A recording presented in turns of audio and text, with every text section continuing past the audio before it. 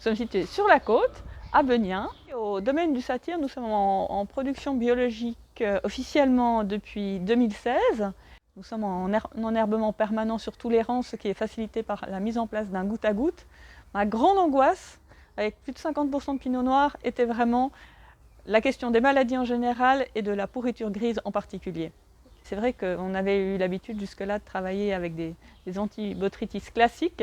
Il fallait trouver une solution. On tient vraiment, notamment et toujours sur le pinot noir, à avoir cette zone des grappes très aérée, parce qu'on sait que le moindre entassement ou une grappe enroulée dans une feuille est source de danger pour nous.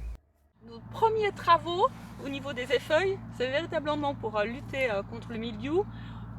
Tous les vignerons savent, en tout cas s'ils sont posés la question, que le mildiou va partir du sol et avec des pentes trop longues, pourrait bénéficier d'un petit escalier pour se rapprocher de la zone des grappes. Donc même souvent avant les premiers traitements, on s'efforce d'avoir des pieds propres. Après, au niveau des travaux qui ont suivi, on garde une réserve de 2 et puis entre 4 et 5 bourgeons sur la branche à fruits. On voit aussi que ça a été bien dégagé à la main au niveau des robioles. La vraie grosse différence, c'est finalement la galvite, donc entre robiolage et souffleuse, on a une zone des grappes très dégagée. Elle joue vraiment son rôle d'effeuilleuse avec un souffle d'air. Ça nous permet, au sortir de la floraison, d'évacuer tous ces petits déchets de floraison, tous ces capuchons floraux qui sinon resteraient enfermés dans la grappe et à l'automne seraient source de pourriture.